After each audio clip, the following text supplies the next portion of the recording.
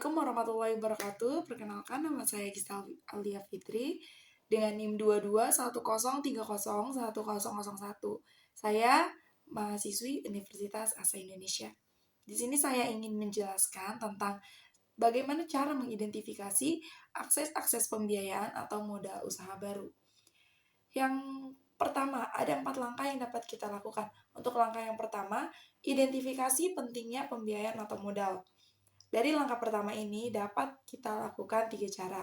Yang pertama ada alasan kebutuhan modal usaha baru.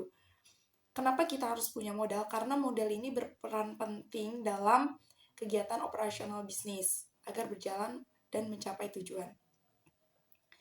Untuk ekspansi bisnis, lalu untuk inventaris, lalu untuk jalannya arus kas. Yang kedua, ada sumber-sumber modal personal. Sumber modal personal ini berasal seperti dari tabungan pribadi, penjualan aset, atau pinjam bank, lalu bantuan pemerintah seperti UMKM untuk kita membuka usaha baru. Langkah yang kedua, identifikasi sumber-sumber pembiayaan ekuitas. Tahap yang pertama di langkah yang kedua ini, business angel. Kita harus mengetahui business angel. Apa sih business angel? Atau yang sering dikenal dengan malaikat angel.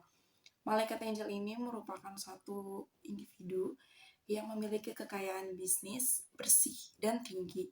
Biasanya dia memiliki pengalaman bisnis yang luas dan dia meminjamkan modal untuk kepada usaha-usaha baru atau usaha yang sedang berkembang. Lalu yang kedua ada jenis venture capital. Jenis venture capital ini suatu bentuk pendanaan dari lembaga yang bergelut pada keuangan sebagai investor pada perusahaan startup, baik dari menengah sampai kecil. Dan yang ketiga ada initial public offering.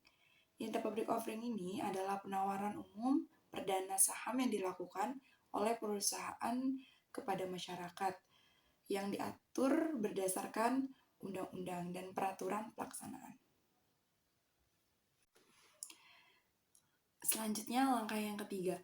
Yang ketiga ini mengidentifikasi pembiayaan pinjaman. Yang pertama, kita bisa meminjam melalui bank komersial. Apa itu bank komersial?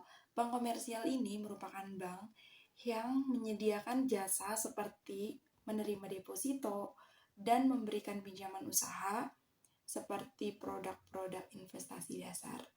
Nah, biasanya bank yang meminjamkan investasi ini atau yang termasuk dalam bagian bank komersial itu ada Bank BCA Syariah, lalu ada Bank Jasa Jakarta, Bank Sahabat Sampurna, lalu ada Bank Fama Internasional, Bank Dinar Indonesia, Bank Mitra Niagar, Bank Mayora, dan lain-lainnya. Itu bank-bank yang termasuk ke dalam bank komersial. Dan yang ketiga ada sumber-sumber pinjaman lainnya.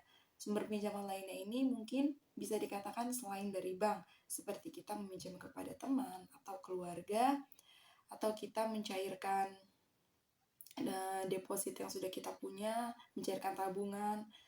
Langkah yang terakhir atau yang keempat itu ada identifikasi sumber-sumber kreatif, pembiayaan, dan modal. Yang pertama ada leasing atau sewa. Apa itu leasing? Leasing atau sewa itu adalah perjanjian tertulis di mana pemilik properti mengizinkan seorang individu atau bisnis untuk menggunakan properti tersebut. Selanjutnya, untuk mengidentifikasi sumber-sumber kreatif pembiayaan dan modal itu bisa melalui SBIR atau STTR. SBIR itu Small Business Innovation Research, sedangkan STTR Small Business Technology Transfer. Nah, kedua program ini memberikan hibah tunai kepada pengusaha yang mengerjakan proyek di area tertentu.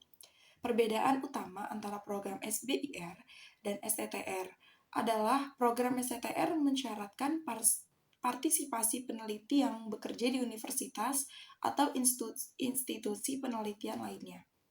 Kalau program SBIR, program yang hibah kompetitif untuk usaha kecil di tahap awal dan proyek pembangunan.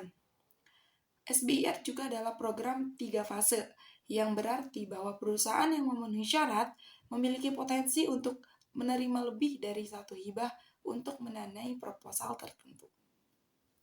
Baik, sekian penjelasan untuk mengidentifikasi akses pembiayaan atau moda usaha baru. Kurang lebihnya mohon maaf. Wassalamualaikum warahmatullahi wabarakatuh.